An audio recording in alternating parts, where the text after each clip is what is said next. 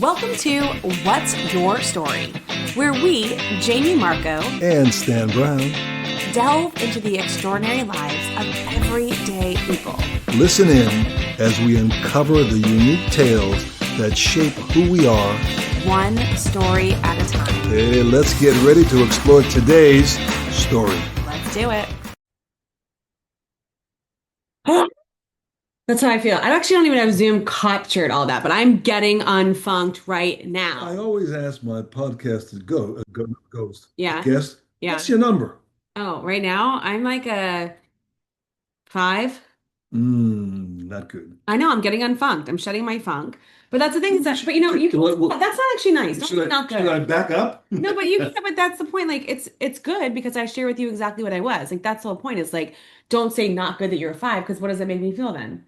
Like a 4. Right, exactly. So you can say, okay, you're a 5. What would it take to go from a 5 to a 5.25? Rewind. Okay. Hey, Jamie, how you? Ah. I always ask my podcast host, what's your number? I'm a 5. Oh, I'm sorry to hear that. Can we get you? Again. Okay, back again. Back again. Woo, woo, woo, woo, woo, woo. Hey, Jamie, how you doing? Oh, I'm a 5. Now let's get to our guest. All right, on that note, let's just do it. Yeah, sure. We'll wrap it up later. Okay, here we go. Let's see what she is at the end. Oh, there we go. I'm actually already up a number. I'm already up. Good to me. You know, like How high? that humaning. How high?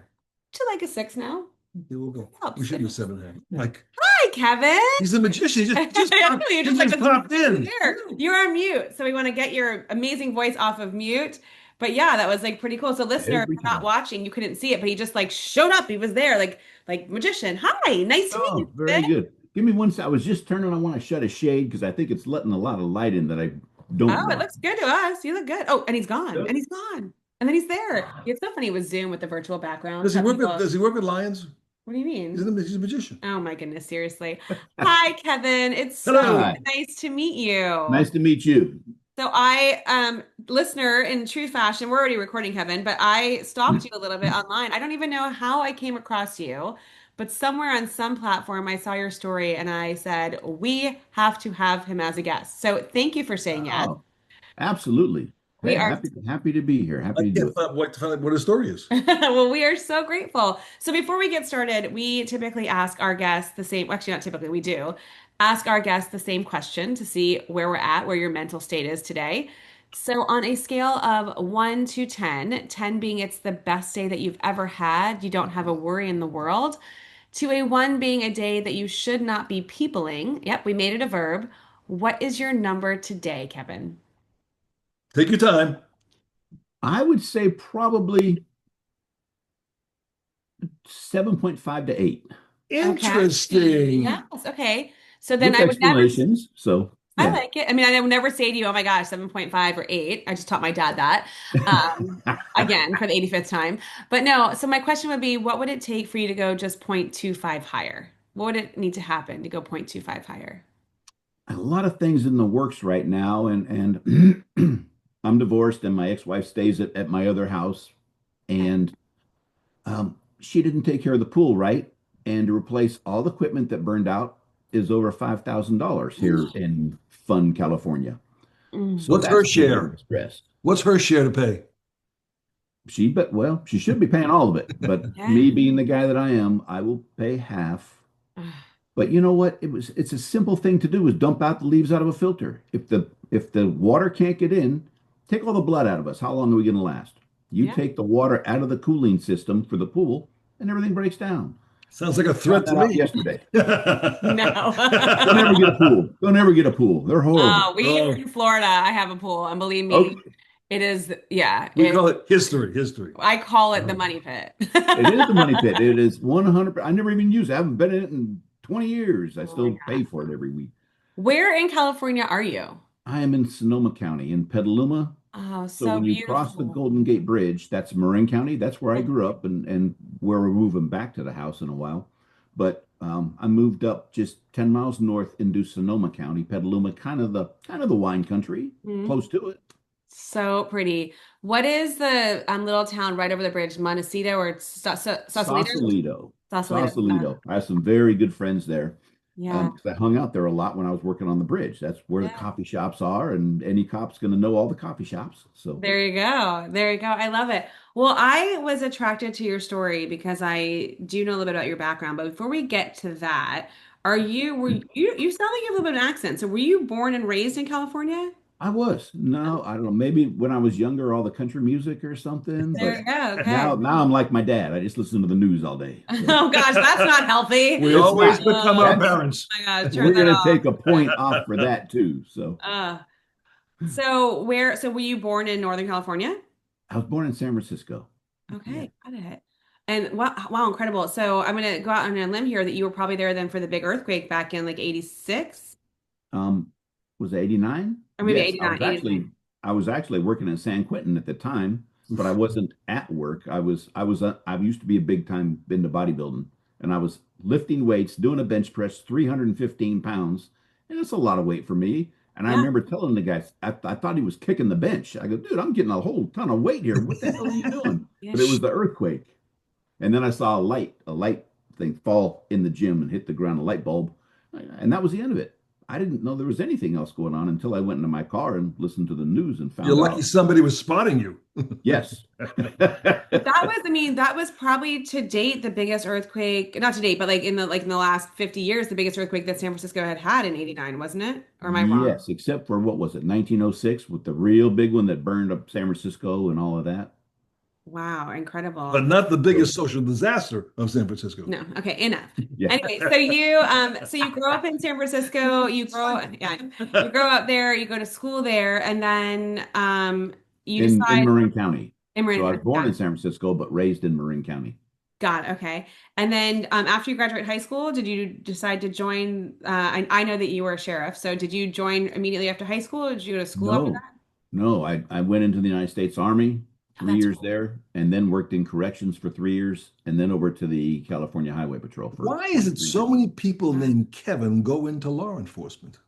You're just going off the There's, fact there's that a you lot know of, two there's a now. lot of Kevins. Oh my goodness. I True? don't. I'm just trying to make a living. Anywho, so I'm did just you? trying to So make a you living. were. So you drafted into the army right after high school, then? Right out of high school, 2 months. I went in. I went into the infantry, and I did. I was going to do 3 years. My last year was kind of spent in the hospital, in and out of the hospital. I Oh, had cancer in the oh my military, so goodness. Is it yeah. Vietnam time or no? No, this. No, that was. I'll tell you, I always wanted to go to Vietnam as a kid growing up, but I went in '81 after Big one. Vietnam. Yeah. And then my mind changed because we went down to Panama to jungle warfare school, and I found out what that fighting was about Mm. and how hard it is in the jungle. And I thank God I never went to Vietnam. Wow. A little bit too young, Wow. thankfully. It's a movie you don't want to star Were in. you Yeah. diagnosed when you were down there? You were diagnosed with cancer when you I were down was in there? Germany, actually. Mm. What Yeah, happened? How did yeah. you, like, you just, what was going on? Testicular cancer, you're showering and all that. And then I went and saw the doctors and had my first operation in Germany. Came Wow. back. They flew me back to San Francisco, where I went to Letterman Army Medical Center and had two more operations, including a lymphadenectomy from the top of your rib cage, where your sternum, all the way down past your belly button. Oh boy. And they take out lymph nodes, and I don't know how many you have in your abdomen area. The lymph nodes strain the blood. Yeah. I think it was like 45 lymph nodes, and 37 were cancerous. So that Ooh. cancer had spread into my abdomen, which means now I have to do the chemotherapy. But it was localized there. It didn't go to other parts of the body. It didn't. It was in my abdomen then, and as far as detectable anyway, back Sure. then, it was 1983, and I landed at Travis Air Force Base, which is about an hour and a half or so from San Francisco, on my birthday, December 5th. So I remember it, and mind you, I'm 100% disabled by the VA because of my brain, because of what the chemo has done to my kidneys and my When you were brain. showering, could So you actually feel those any growths on your yes, body? you could Wow. feel it. That's Yeah. scary And shit. you're a young guy at the Yeah, time. I was Like, 20. I turned that's 21 the day we landed back in when I went to San Francisco. So, that's got to take a bit of toll on your mental health when that's oh, going I was very ashamed by it also. I had this big scar in my abdomen, so I would always tell people I had stomach cancer for on. Oh, decades almost. Yeah. wow. So I had a bunch of things. I had brain injuries from riding on the motorcycle. I had 3 stents in my heart when I was around 47, and then some stuff that I just started talking about in the last several years was some very, very brutal, serious abuse by a neighbor when I was 8 to 10 years old. And about all the stuff I saw on the highway patrol and all the everything else that's happened to me, that's the one that took the toll. That's the one that has kind of taken my soul. So Oh, work in progress. Is that something that you had been, pushed down so far you didn't remember it? Something. some repressed Oh memory. no, I remember it because I would get nightmares 3, 4, 5 times a month. No matter how tired I am, I would close my eyes and then there's this guy's face right here, and it was just brutal. But Did you ever encounter him as an adult? yes, he has Mm. since passed, and there is no forgiveness. No, I don't forgive. I don't forget. It's with me all the time, and something will bring it up if I watch something in a movie and it stirs it up. I've been through a couple of different kinds of therapy for it, which have helped.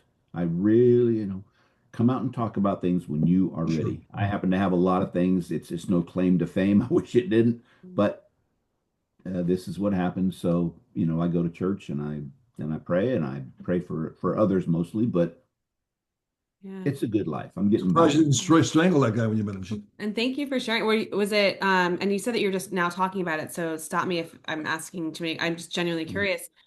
Was this a serial behavior that he had? So there's other Yes, victims as well that you. many other victims. Yeah, yeah.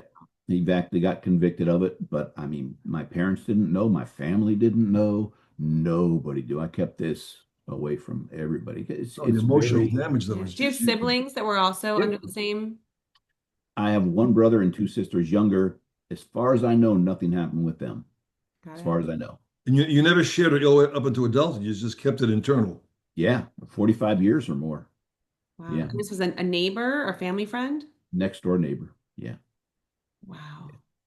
And Well, just, I hope you're rotting in hell. I hope you yeah, hear me right now. I So agree with you. Yeah, I hope that he does as well too. I the was not damage, expecting that to come from this call. So you that is you like I don't did not know realize that the part. Yeah. damage. Yeah, you don't realize the damage people can do to one another. I had the cancer. My mom died of cancer at 49. I closed her eyes. All these things that people go through that can affect us. Yeah. But I will tell you that kind of abuse, for me anyway, Yeah. way past everything else that I've been through. Who was the first one you told about it when you came out, like, when you discussed it? I went and told a psychiatrist and said, "This is what's been going on. You're the first to hear about this. I'm tired of these nightmares. It is brutal. It has, like I have a hard time. What I do for a living. I go out and I do presentations on mental Sure. illness and suicides. Well, these folks, it's a hugging thing. It's a big hugging Mhm. thing. I have a hard time with it. This guy has just damaged me it'll be with me the rest of my days. And, Mm. um, it's tough, but But it did give some relief when you spoke to someone about it, I suppose. it did. And great, exactly. In my view, I've been through a lot of different mental health things and have Sure. a boy who was contemplating suicide and engaging in non-suicidal self-injury, besides all the folks I dealt with on the bridge and everywhere else. So I do have some experience in this. I'm not a licensed mental health Understand. practitioner, Sure. but what she did, which is how I tell folks how to even set up a room to talk to someone. She turned sideways. So we have this barrier of this desk. I don't like that. Don't stay behind a barrier. That's your comfort zone. Agreed. But she turned sideways and had me in a chair just a few feet away, which was fantastic. Nothing between us.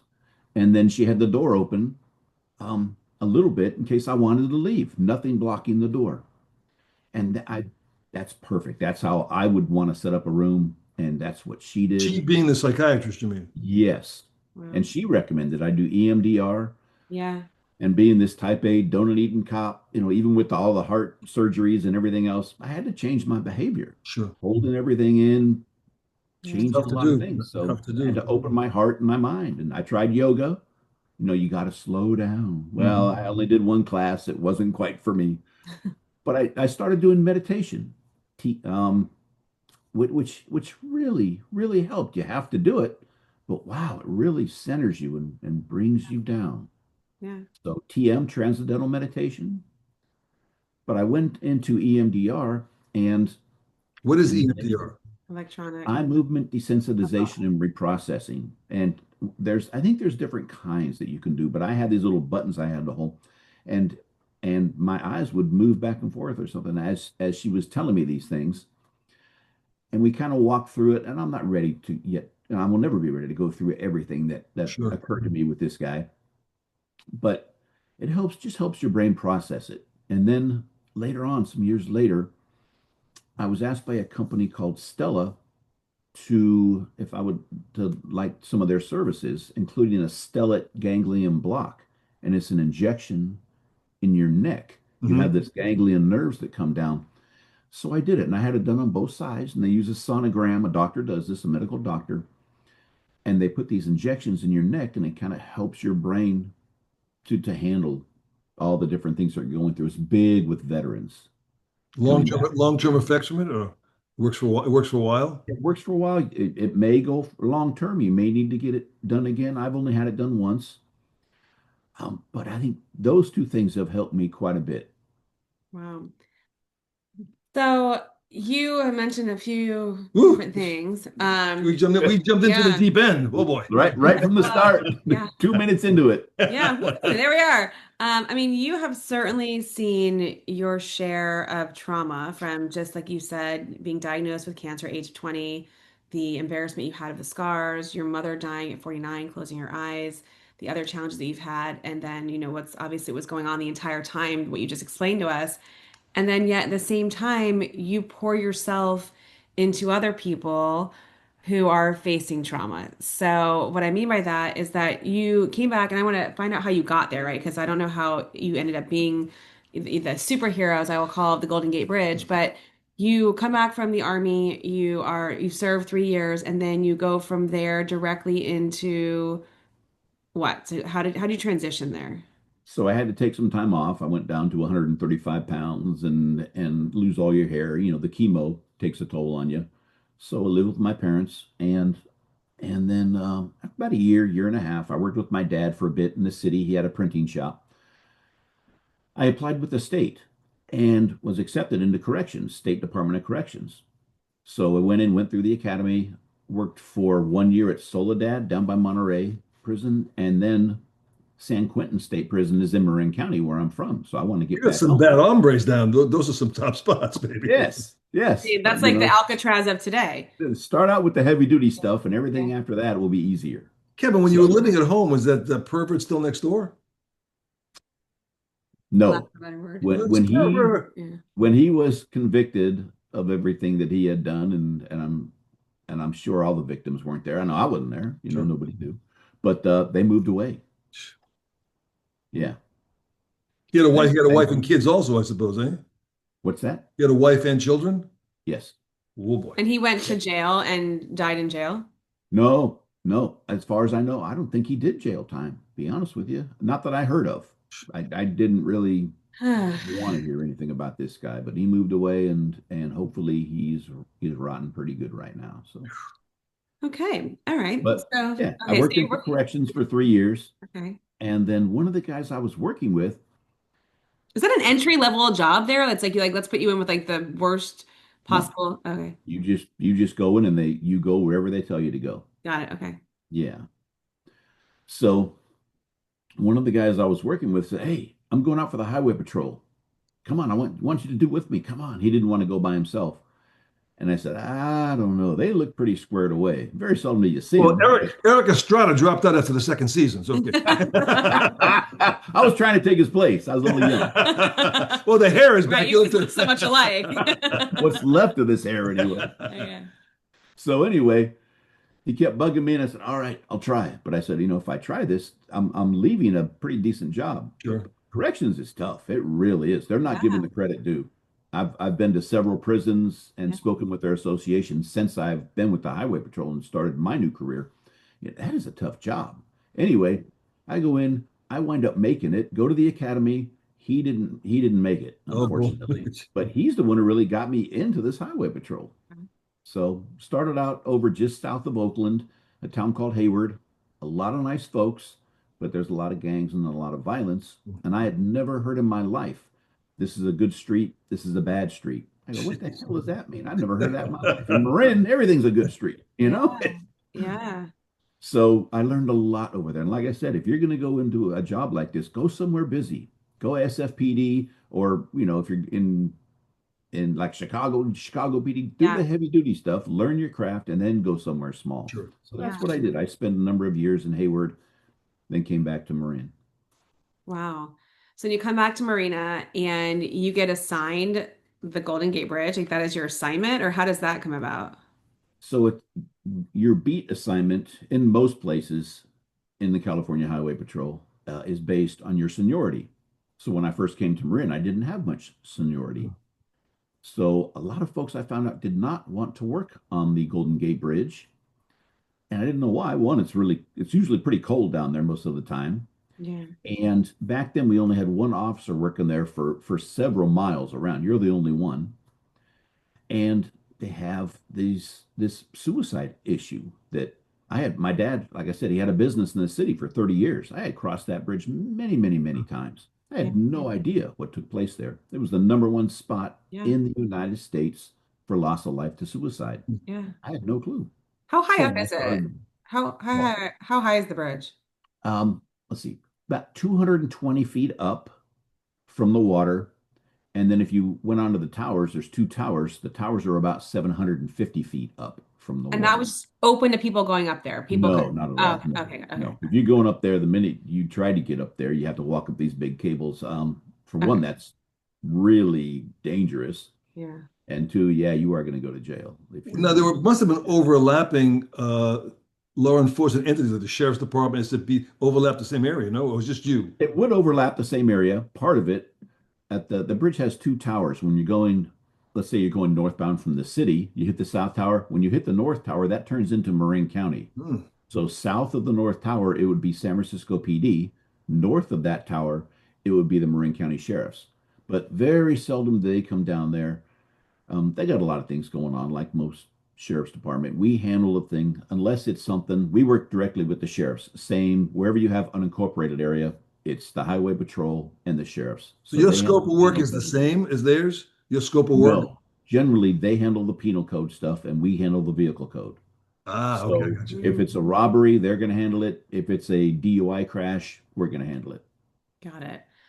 So you get assigned the Golden Gate Bridge, Mhm. and How'd you feel about that? yeah, well, I And mean, I thought it was cool. I could go down to Sausalito, yeah. and at first I wasn't on a bike, on a motorcycle, but I did do 15 years on the bikes. So, 15. So when did but you realize that it was, famous for what it's infamous for? you find out real quick in the first few days. I found I would handle 4 to 6 cases a month. And with the highway patrol, people think of, if you're a little bit older like me or so, you think of Ponch and John and they're riding around all day looking cool. It's not like that. We spend so much time writing. Anytime we contact a person, we have to write something down. And now Record. it's even worse. If you write a ticket to someone, yeah, you fill out the ticket, but now you have to fill out another whole little form of all these different things. Um, was it a white person? Was it a black person? What were they like? All this other stuff because nobody trusts anybody and all of that. So it's just a lot of paperwork. Anytime I would contact someone on the road, like a disabled, we have to write everything down, the time. So it's just a lot of paperwork. AI But to the rescue. Yeah, oh no. my God, found out real quick. I'd never done so much writing at San Quentin. We never wrote anything down. People get what they get, and you continue on.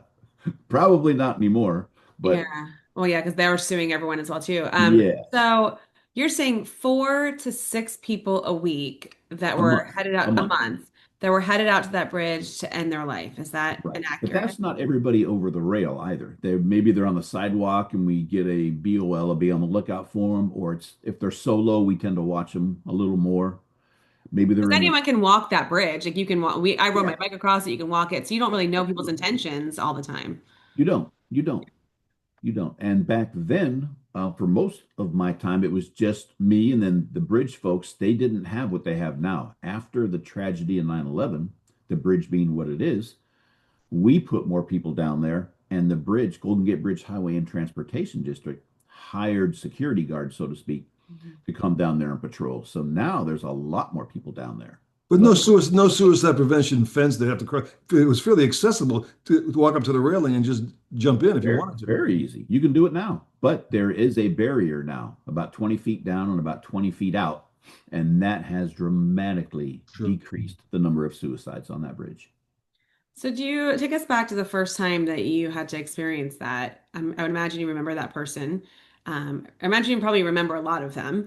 But what was that? You have no formal training in this, and I would say that maybe I don't know if you got formal training to prepare yourself. Did they give you training to prepare for that?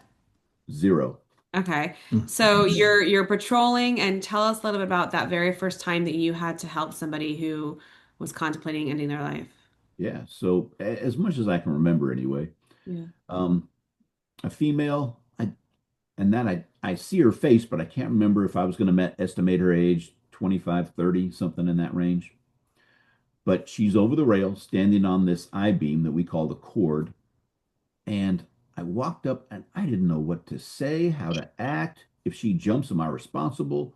I didn't have a clue. I Yes. take anybody off the street and put them on there, it would be the same thing. Yeah. I have no clue what to do. What time of day was this? Middle of the day, because I came on at 2 p.m. So maybe three, How four, long on the whatever job sleep at I that? had. How long on the job at that time? Probably 5 or 6 years, maybe Okay. 6 years. You're still in a car, not a bike. You're still in a patrol car. Yes. Okay. So now I can't just like on the bike, I can go down the sidewalks. But Yeah. in the car, you have to go all the way down because usually most folks are going to be on the east side of the bridge. That's where pedestrians are allowed. So I have to go all the way down to the end of the bridge, come back A up. long ass bridge too. Yeah. Yeah. So I'm chatting with her, and this is what really got me into doing this type of work is the look in people's eyes, Mm. this look of despair and not seeing tomorrow, but a lot of times just this little bitty ray of hope that A glimmer. maybe somebody can do something and help me out here. It's like they want to live, but they don't see tomorrow and they don't know how. Hmm. So we talked for a while, and I remember she was telling me that she had abused drugs and alcohol most of her life. She didn't appear under the influence there, but I think she had empathy on me because of the look in my eyes, like, ah, Christ, what do I do? I have no clue. This is Did you ever say, coming in. if you jump, there's so much paperwork I got to fill out? There is a lot of paperwork. There's a lot of paperwork either way. But because when they do come back over, we never let them go. Never, ever. They always go down to a local hospital, whether it's in San Francisco or Marin. Right. You're not getting anywhere. We have to Did you do see that the at that. tide turn with her a little bit? There was a turning point. There is at times, of course. Yeah, I it's mean, really with this gal. Well, I we read lose. that you had a Well, did this gal jump or she didn't jump? No, yeah. no. She wound up not jumping. She came back over the rail. So, like I said, I would handle 4 to 6 cases a month of somewhere on that bridge, somebody thinking, contemplating suicide. And of course, sometimes you lose folks too. Yeah. Yeah, I it's read a that tough one. your technique was to ask them what their plans were tomorrow. Is that an accurate depiction of what I researched? Because you don't know, not everything you read online is true. So, but I did Right. do some research ahead of time. Was that part of your technique to ask them that? Depending on where it is. If they're over the rail, I know what their intention is. Mm. Yeah. So that's not something I'm going to bring up. Hey, what are you doing tomorrow? What the Right, hell are you right, thinking? I'm over the rail on the bridge. right, right, right. But for instance, if somebody I get a bridge, it's well known now. There's cameras all over that bridge. Yeah. But let's say that the bridge folks get a hold of me and say, "Hey, we got an individual that's sitting in a car, been there for about 3 hours, and looks like they're writing a note of some side, and they're just hanging out. Can you check on them?" Sure, no problem. So I'll ride down there, knock on the window if it's closed, and introduce myself. Hi, I'm Kevin Briggs. I'm with the Highway Patrol. Just want to check on you and see if you're doing okay, and then just briefly chat with them a couple of minutes. If I'm not getting any kind of indicators, because I don't know what they're writing in a note. Is it a note saying a postcard saying I'm having the best time of my life, wish you were here? Or is it a note saying goodbye? I don't know. And I can't take it. I don't have that, that I can't invade that. But then I would ask them, I would do something like I'd be look around and kind of play it off. And you know what? It's supposed to be a beautiful day tomorrow. I have to work. What are you doing? And if they can't answer me like that, something's up. Mhm. When I teach negotiations, I talk about this and I'll look at the room and go, every single one of you can tell me what you're doing tomorrow. Whether you're just sitting at home eating peanut butter and jelly sandwiches, you're going to tell me something. Sure. It's the person who is suicidal that looks me just in the eye and gives me that stare that they're not looking at tomorrow. They have one singular thought. That's what it is. Yeah. Yeah. They're trying to get the courage for that. They're there. They're contemplating this. So, and there are other folks though who have planned this for a long time, and we see that, and they're writing it out. I had a lady, she lost her life to suicide in my parking lot at my office. She shot herself in the face, which is very, very seldom do you see that. But she had been planning this for a very long time. She had been to the coroner's office, seen how, I think based on her religion, she did not want an autopsy. So she had all this literature and things in her car, but she had planned this for quite some time, and she did it in our parking lot so she would be found by us and all that. But many times, Yeah. folks, it's that's why those barriers are there. They might be doing fine. I've seen at least two cases that I can recall of folks with reason and purpose crossing that bridge, stop on it or drive off of it and stop and come back and jump. That does happen a bit. It's that means. Yeah. Kevin, a lot of people, are they sober at that time in the right mind or under the influence of something typically, or? Most of the people I dealt with were not under the influence of drugs or alcohol. Gotcha. And that's I find it strange because if I'm going to jump off of it, I'm going to have a bunch of drinks. Yeah. Hmm. And you did this Some for how many years? Was that your beat? off and on, 10 years. Uh, So how do you, I mean, right. that is that you have no formal training in mental health. You obviously have some of your own, we've learned now, some of your own demons that are happening, which could have triggered you to be like, you know what, hey, maybe that is the answer. How do you manage the mental load of helping others through that and knowing it's not ending as you're still doing it every week? Like, how do you do that? Well, in our jobs and whatever occupations we go into, maybe we find something that's you go in and you start working at a Ford plant, but you find this one certain job that you really like in there and that interests you. Well, that's what I want to do. Hmm. Well, in the highway patrol, you can be a pilot for a plane. You can go into being a pilot for a helicopter if you get all the training. You can go into commercial big rigs. We have all these different dogs, canines, all these different things. But really, it was the look of those people's eyes that said, you know what? And I'm not interested in a whole lot. I'm really not. But this interested me. Hmm. And I have family members who lost their life to suicide. So for whatever reason, this really interested me. So I You found your started, spot, sure. Yeah. yeah. So I did go through, we call it CIT, Crisis Intervention Team Training, Okay. a few years after being there. And then way towards the end of my career, I went through the FBI Crisis Negotiator School, and since then, and continuing to, been through a lot of other schools besides that, and then instruct in different things. But you brought a lot of real life experience to those positions. Un Some of the instructors don't Unfortunately, always have that background. yeah, yeah. And did I see also that you are in touch with some of your former people that you've saved off the bridge? Really, just one guy, Kevin Briggs, Hmm. and you'll see even in the book that I wrote, I never say the word saved. I said I Okay, helped them in a dark time got it. because I didn't rush into a burning building. Yeah, it's a crisis. Yeah, this is going on. But if I say I saved you, it sounds really egotistical. Sure. And if you claim to be a negotiator, and this is also something that I teach young negotiators, if you have an ego and you come into this with an ego, you're going to get people hurt Mm. because I have seen this with folks up on that bridge. I saw a guy, he did not work for the highway patrol, came up on that bridge. He worked for another agency, and I've already mentioned him several times, the agency. But if we can't get there, they're the first to respond a lot of times. Went there, got this individual up and over the rail, and then posted a picture about it on social media saying, "This is my 97th save" or something. Oh my God, that's brutal. How could you do such a thing? Oh my gosh. Yeah. So, wow. So I say I helped folks on a dark day. Really, Sorry. I'm not a big fan of this guardian of the Golden Gate because there's many guardians all over. And I know if I can't or I'm having a hard time struggling to develop rapport with someone, if we have enough people, I'm going to get somebody else Yeah. because it is not the Kevin Briggs show. It's always about the other people. When I speak, when I go to audiences, it is about the audience. So Hmm. it might be my stories, but how does it relate to Mm. them? And then I don't share what I have been through with folks that were contemplating suicide because that's what we're doing. We're comparing things. It's not about that. It is about them. Yeah. But It's if they come out and say, well, you don't know what it's like to have cancer. Well, I do. yeah. Maybe we can talk about that. And commonalities can create comfort. My job is to develop rapport and change that behavior. You never know someone's story. That's the whole Yeah. purpose of the podcast. How'd you transition to motorcycles?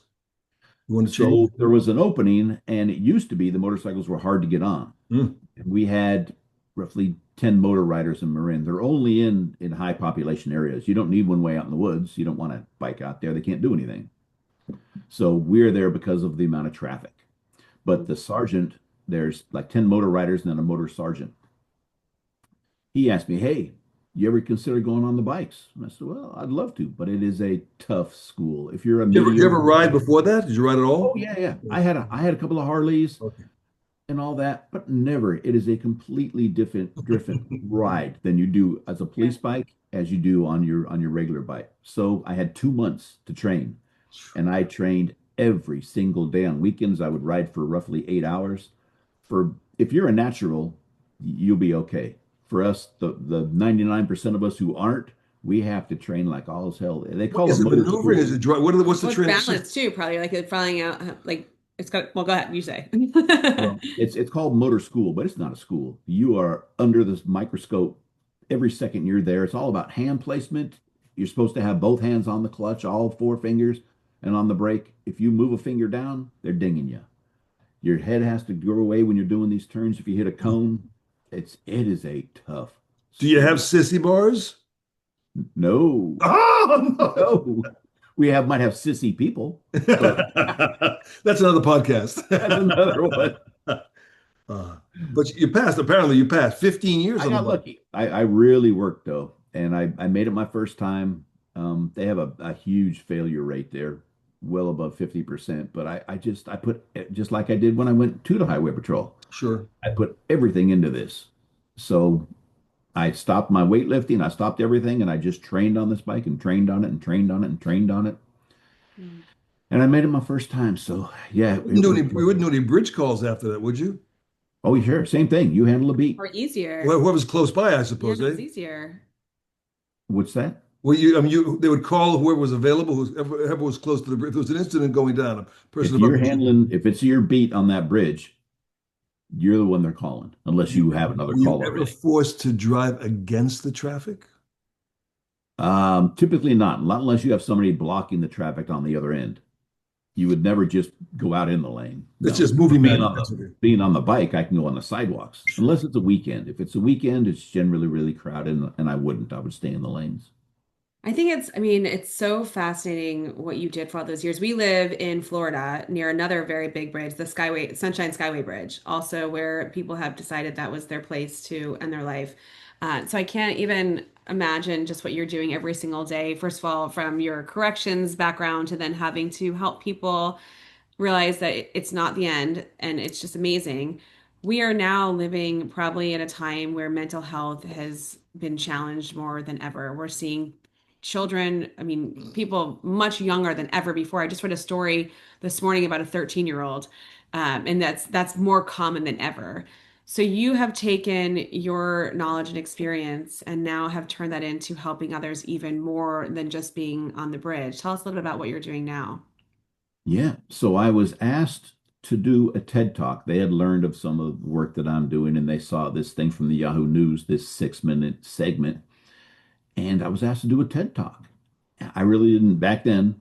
I really didn't know what a TED Talk was. I had heard of it, but I called a mentor of mine, and he said, "You call him back right now," and he hung up on me. So I called back, and I did this TED Talk, and it was absolutely wonderful. I didn't know what I was stepping into. That people pay a lot of money to go sit in on these TED Talks. There's only one a year. Yeah. There's TEDx's all around. Only one Right. TED Talk per TED And Talk. year? this was you were you still working with the Highway Patrol at the time when you did this? I had retired, but I retired because I was started getting asked to go speak all around the United States. Wow. Got it. And Yeah. my department, in their infinite wisdom, because the Highway Patrol has a huge ego, said, no, we're not Oof. going to allow you to do this. So I have some people way up in business that are very, very intelligent. And they started telling me, you're getting invited to a TED Talk. If that goes well, that's going to Huge. open up a lot for you Yeah. because this is the Yeah. biggest that's the Biggest stage. Yeah, platform it's the any biggest stage. speaker Yeah. wants to do. Yeah. I And you didn't know had what I said was that doing. there was a story on Yahoo News that had triggered Yeah. this. It's someone, just a reporter Yes. had heard about you working as the guardian that you hate, but the guardian on the bridge wrote that story, and then that story is what triggered Ted to come talk to you. Yes. Okay.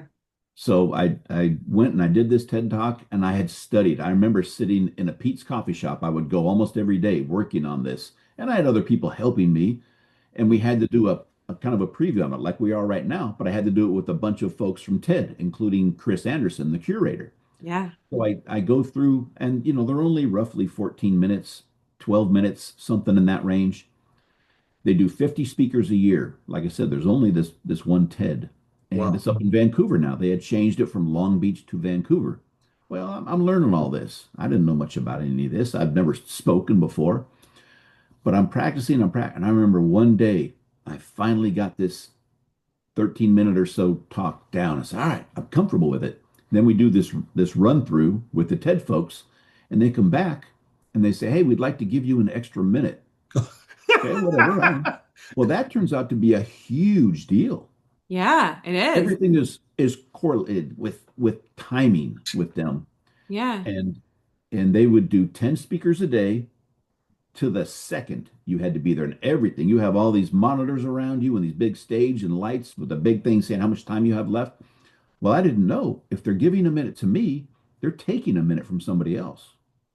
I had no Mhm. clue. Couldn't But you just talk slower? look at you can see I talk pretty fast when I'm talking with somebody Oh, over the you don't radio or know. You don't something. know fast, Kevin. Yeah, but it's I have to slow it, myself down a it lot. changes your entire dynamics. It's a whole new speech. So I Yeah, did 60 that. seconds is a long time. Yeah. And I went up there and I remember going on stage and I had practiced so much more than any talk I've ever done since. I practiced so much, they give you this little area to walk back and forth so you can see all the audience.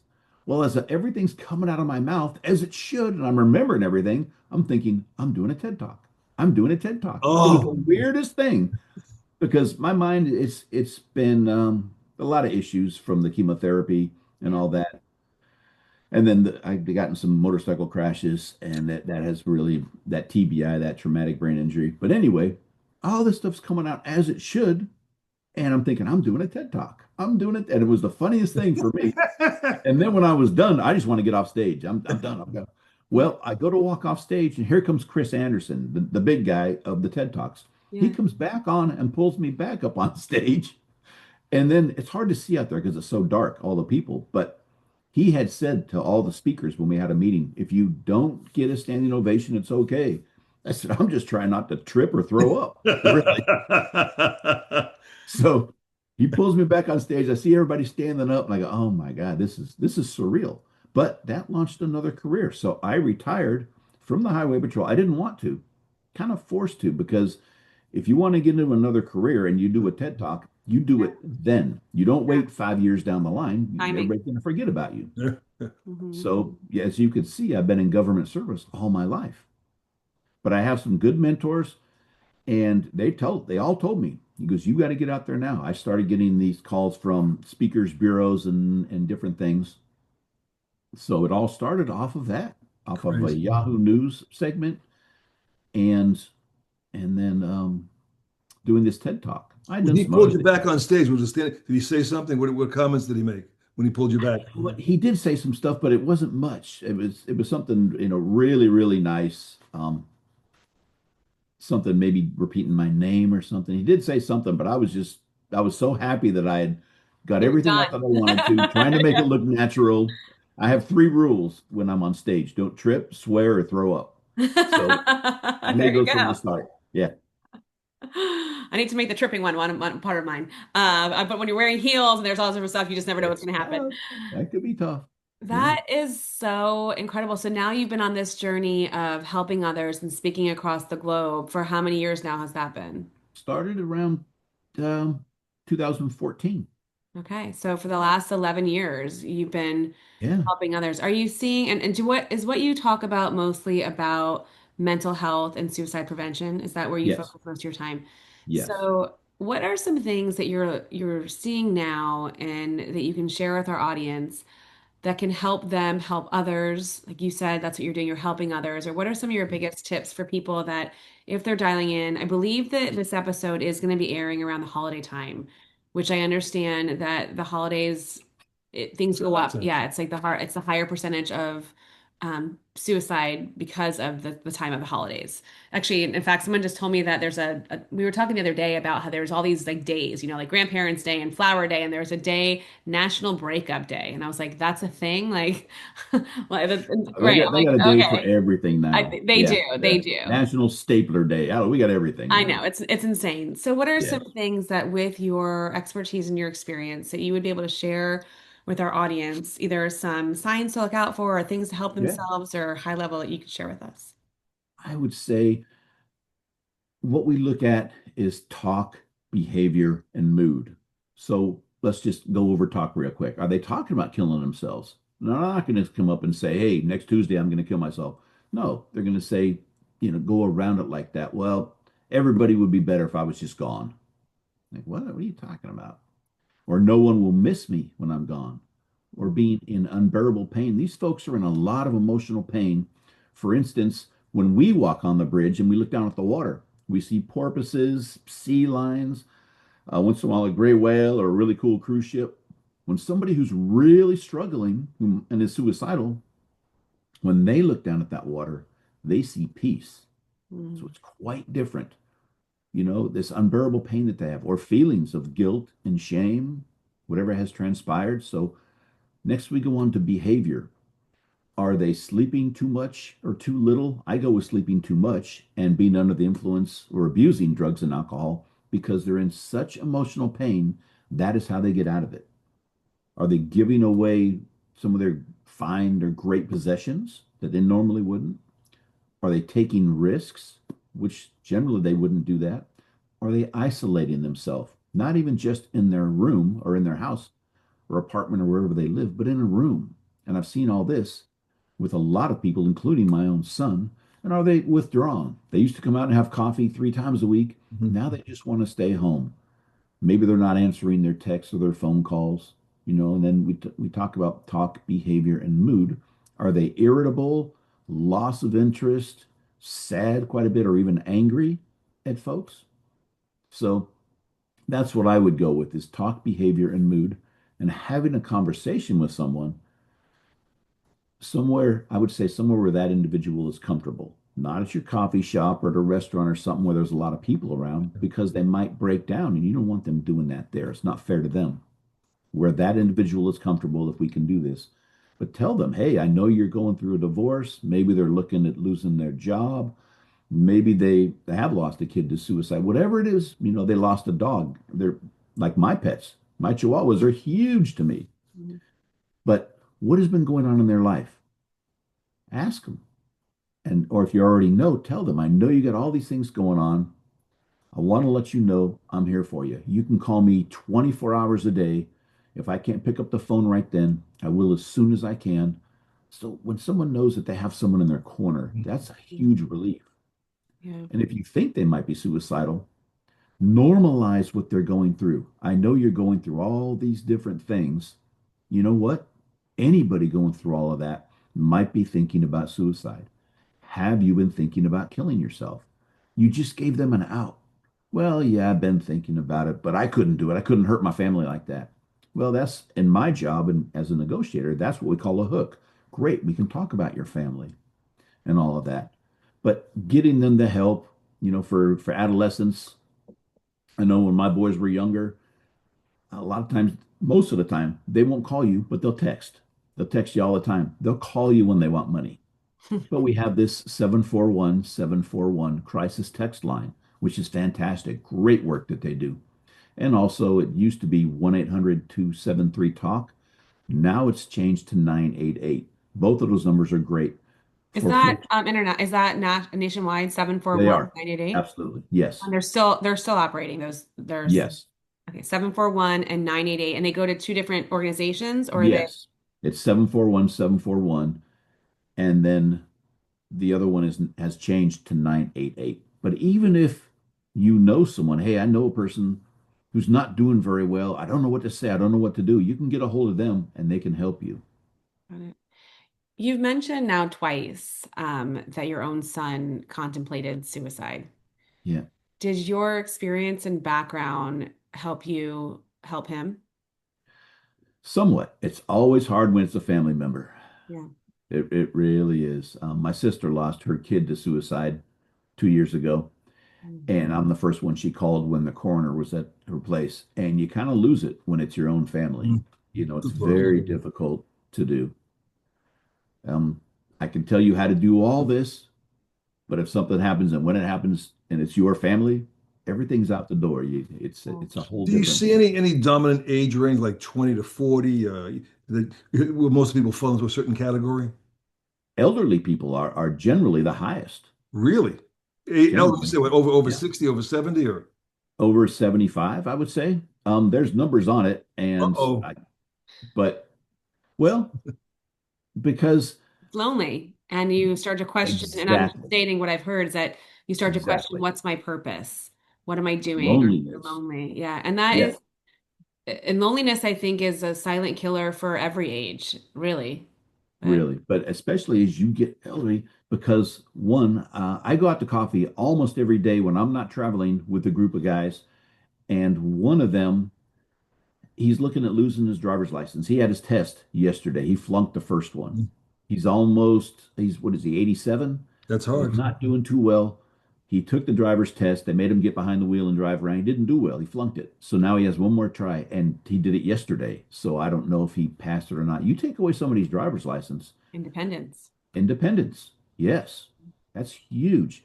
And then, especially for men, if they lose their wife first, Oh, sure. if they go first, then they're by themselves. Maybe at least in the older days, Yeah. mine and before, women stayed at home and did the cooking and stuff. So they might not even know how to do that. Yeah. Well, That independence is huge, and loneliness is becoming more and more and more evident in yeah. suicide. Well, If we you, saw that. We saw that when, that was unfortunately, um, what's what I'm thinking of? sounds like, Made bigger. I can't think. Magnified. I mean, when COVID happened, right? We had all this isolation, and Yes, then some people have not come back from that. And yes, so that was and it was longer depending on where you were in the country or in the world. And then some people have had a really hard time bouncing back from that, but also some of the damage, especially with our younger folk, they really got hit by that hard. And so they've lost that understanding and capability of how to connect with people. So yeah, it's really Kevin, terrifying. if they were successful in jumping off the bridge, was it always certain death or did some survive? there's been a few survivors, but most of the time, and it's kind of crappy to even to say, from what the coroner has told me, speaking with him, was that an individual would travel up to 75 miles an hour Mm. Whew. and before you hit that water. So unfortunately, I've seen folks jump, hit that water, they break bones, and a lot of times, if we can't get a boat out to them quickly, they're They'll going to drown. drown. And So would you ever it's not an say easy way to go. if somebody wanted And it's to, freezing. It's really cold water. Yes, would you ever say and to it, someone if you may survive this and be in worse shape than you are now to deter the event of jumping at all? I've heard of people talking about that. I haven't used that myself. I suppose you could. I try to keep it on a more positive note, but if it really came down to it and it looked like they were going to jump, whether they're putting a foot out over the rail or they're doing a countdown or we see them start to take heavy breaths, Yeah. I might say something like that. So is there a point in time where if you're close enough and you feel that really you're going to grab them and try to pull them back? Or no? Great question. That's a good one, and because I don't. We tried it once and it didn't work. We didn't lose the individual, but it's so cold out there and the skin gets so cold and clammy that when you do reach for them, unless you can get all the way around them, it's tough. There's a couple of reasons why, but the main reason for me is imagine, and it's hard to even imagine being in that person's space and going through whatever they have gone through. And they are now over the rail of that bridge, 220 feet down, nothing holding them back. Imagine the courage that it took to get into that position right there. Yeah. That takes a lot. Now, imagine that the courage that it takes to come back over that rail and face everything again, because I can't fix anything. So if I can talk to you for how 20 minutes to 8 hours, if I can talk to you and get you to come back over through reason, purpose, and hope, I think your chances of long-term survival are much greater. So that's why a reason I don't grab. Did you train your successor afterward? I help train a number of people, yes. Yeah. And I mean, now imagine, yeah. I I get to go and they'll have me come in for younger negotiators. I did a talk, I did two this week actually, but one for sheriff's officers in the academy on a virtual talk way out in New York. So they were very grateful because I didn't know anything of how to talk to folks. But Yeah. more and more agencies are incorporating somebody to talk to Good. them about this because it is, Yeah. it's quite different. It's not the big macho SWAT thing where you go in and save the day and you might be shooting this and that. This is different. Yeah. How do we approach it? And what I do, my specialty was suicides, unfortunately. If I had to go and do a terrorist or a bank robber, same active listening skills, but I'm not trained in that. They're all different. Yeah. How You, often? hold Oh on. no, No, no, this is no, me. me. Go, fine. How often did you discharge your weapon during your career? Never had to. I was very, very lucky. I've had guns pointed at me. I went to Katrina when that happened. Yeah, in Louisiana. We sent 100 California Highway Patrolmen there. I went with that and found out there was a pretty big case where we were clearing houses. And I'm knocking on this door, and it was an elderly woman screaming at me, "You better not come in, you better not come in." Well, officers had run around the back, and all of a sudden I hear all this struggling. She had a gun pointed at me through the door. I didn't know. I couldn't see through the door. But Oh, they passed What'd the you word guys on. carry those days? Revolvers? Way back in the day, I started out with a revolver, and then we went through a lot of different guns, and I'm not quite sure what they carry now, but we had a lot of Smith and Wessons. yeah. They must have been a big revolver, 45, 44, something No, large. I was a 38, Oof. and I purchased it. I still have it. Yeah, yeah. So, Kevin, first of all, thank you for taking time out of your day to Oh, talk with you us. When we absolutely. first started talking, we went down a different path about how some of your past has started to come up now. And certainly that is another, as I hate to even say this, I think they say like, I'm going to mess up the statistics, but I think it's like 1 in 7 children are sexually abused. I think it's that high. I'm not 100% sure. But now, because of your success in helping people, and that is also sometimes the reason why someone chooses to take their life, right? They're there. Have you thought about, even more lives you can impact by talking about what you've just recently started sharing about your life and helping those victims as well? Given the opportunity, I would. I am confident to come out and give some good information, or at least tell my story and say why didn't I seek help and what happened after I sought help, and maybe what's available out there. So I'm a big believer in setting an example, but you better be truthful about it too. We've heard a lot of research coming out recently about hallucinogenics helping people with severe PTSD. Worth looking into for your situation at all, under guided conditions? I'd be open to it. I'm a big advocate of no drugs, always have been. I never tried any, you know, but I think I'm okay. But you would have to ask somebody else to see it. Hmm. Yeah, that guy's he's whacked. So Yeah, see, I think I'm you're doing licking a okay. frog. There's no, just lick the frog. We did have a guest, one of our guests earlier on. Yeah, Sorry. one of our guests earlier on has a place in Colorado in Denver called the Zen Den, and they do that. They isn't he the one who shared with us about that type of healing? He does that guiding with hallucinogens. I thought they did. I could be wrong, but I think that's what they do. But wow, your story was even more incredible than I thought you would be. But I your energy is so balanced. I mean, you're so accepting. You're so open. You're a special kind of guy. Seriously. Well, thank you very much. It's a long time coming. So I tell think people I'm not a speaker. I just happen to have this and believe in it. So Yeah. God has helped me. There's no way I could get on stage and talk about these things, but I do it 40, 50 times a year. So, Man.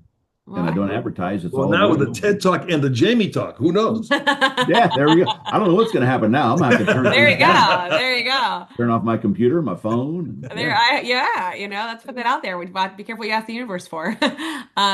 I think you're incredible, and I'm so grateful that you took time out of your busy schedule to talk with us and share your story. Oh, thank you. And please keep helping others as much as you can because the world really needs it. Does he have a website if you want to find Yeah. us? So we'll share all of Kevin's information is shared in the post. We'll So, share everything with you. We'll Okay. make sure that we share all of your contact information as well too. And do you do personal one-on-one coaching if somebody wanted to reach out to you to talk to you for help? Is that something that you do? Um, Not much. I'd be open to it, Okay. but there'd have to be something where they know I'm not a mental health professional. So I get up and generally talk to, I've been to this extreme outback of Australia for just five people, I think it was, all the wow. way up into Mexico with 1,400 kids and Wow. anywhere and everywhere. That- This is happening everywhere. So I got somebody because trying to get me from Dubai right now. So Yeah, we it need to work doesn't. on that. Well, because mental health doesn't discriminate. It because does. we're a celebrity obsessed culture, and I think Marin County is obsessed with a bunch of celebrities. Can you give us one story that's publishable of an encounter Let's see. with Oh, Clint well, Eastwood? I'm only kidding. how about Robin Williams? Oh, Absolutely. yeah. So I'm way down deep in the city and I'm going to a sushi place. One of the guys that I worked with, he's a highway patrolman. He lived in the city, knows all the places. So I was meeting him down in the city at this one sushi place, and we're sitting up at the bar. And of course, I'm on the bikes, and you never leave your helmet on your motorcycle. It's not going to be there when you get back. So you always take your helmet with you. I put it on the bar stool next to me. And of course, we're not drinking, we're just doing the sushi. And we're talking with the chef. And in comes Robin Williams with one of his kids. And my helmet is on one stool. He sits to the next stool. And my buddy on the left side of me goes, "Hey, that's Robin Williams." And I kind of glance and I go, "Hey, it is." I go, "Oh." He just kind of looks sideways. You don't want to bother the guy. I'm sure he gets just all sorts of stuff. And you see him on stage. He's hilarious. He was so calm. I couldn't even hear him order. He was talking to the chef. He was so low key Wow. that that you couldn't even hear him. It was a totally different person. Yeah. But I looked over at him. He looked at me, and we just smiled at each other. I am not going to be one of those guys. Can I get your autograph? Oh, you're the best. No, that's not me. and Plus, I you were in uniform too, right? So that kind of came Yes. off really bad. and Big on and the I bad. You got to represent the highway patrol, be professional. and So ironically, he eventually committed suicide. he That's very lost his sad. life to suicide. Yeah, yeah. What a great actor. Oh, But Yeah. indescribable. But it just shows you that we don't know the battle that anyone is being faced with any day. yeah, Looking at yourself as to be included. No one would have, you weren't even able to say it out loud, right? So people don't right. know the battles that people are faced with every single day, the challenges that everyone has. And so the more that we show grace and kindness and understanding and just be kind humans, the Yes. better this world will be because everyone needs that. When we started this, I told Jamie I wanted to have a call sign called "Walk a mile in your shoes." If I were in your shoes, I never would have made it 10 feet. Oh. Well, Because he would have like fallen you off the folks. motorcycle. It's like you folks, though. Look at the work you're doing, helping spreading all these different things from the folks that you talk to. When I left the highway patrol, I told myself, if I'm going to start my own business, which I had no clue about, it's going to be about cause and then the business part. And if that changes, that means my ego got into this, and I'm not going to. Yeah. This is a tough business. This mental health. It Yeah. has to be about cause first, and then business. I You love that. especially the spread attitude. You are Thanks. super authentic, real, and we appreciate you. Thank you, Kevin. I hope that we get to meet you one day I'll be in California soon, but down south from you. So, Down south. but I will look you up if I'm ever up in Northern California and you're Please ever in do. Florida. Let us know if you're doing a talk here in Florida on the West Coast. Let us know. I'd love to come meet you in person. Will do. Absolutely. It's been a pleasure. Appreciate Thank Keep you. you. fighting the good fight, Kevin. In fact, great Yes, sir. meeting Thank you. you. Thanks, Thank Kevin. you. Thank you so much. Bye. Okay. Bye. Bye-bye. Bye. Wow. Another stellar podcast. I know, right? I mean, Whew. it's so, I don't even know where I saw his story first, but I think I did see the headline was like Guardian of the Golden Gate. And I just thought, wow, this person who has helped so many people. I'd love to hear like how you it's just incredible. And just talking to him and then hearing about his own challenges that he's been faced with, and yet he still showed up every day to help others. It's probably his inner spirit was there. He had support throughout his life, but the guy's been through a lot of stuff. I know. I kind of want to send him like a pool equipment set though to help him pick up his number a little bit. Uh, I'm just kidding. Did you want to ask me again any questions now that we're at the end of the Now that we're episode? finished, what would you say your number is now? Because what was it before? It was like, 5. what's the thing? I'm going to take a guess now. I'm going to say, turn your head away. I'm going to say,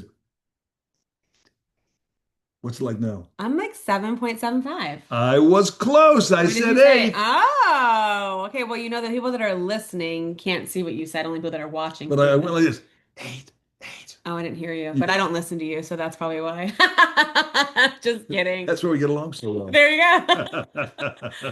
But no, seriously, listener, we know this was a heavy episode, and we know that suicide is not an easy topic. There will be a warning posted with this episode, and that if you or someone that you know is suffering and thinking and having thoughts that we discuss in this program, please, we ask that you get help. I believe the number was 988 was one of them, right? And 714, you'll post Yeah, them. we'll post it, but please don't not reach out for help. Let's normalize asking for help. Let's connect and connect with one another. And he shared about those 3 tips about how you can check in to see what someone's doing. And it was talk, mood, and then I can't remember the third one, but we will post that as well too, because it's so essential that the more we stay connected, the more we ask even better questions and not how are you, because no one answers that the correct way. The more we really hear what people are saying, the more people will be helped. And that is what this world should be about, is helping more people. So thank you for Until listening. next time, signing off. Hey, thank you for tuning into today's What's Your Story podcast.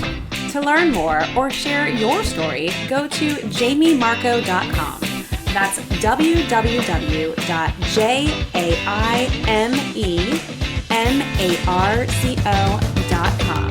And we will see you next time.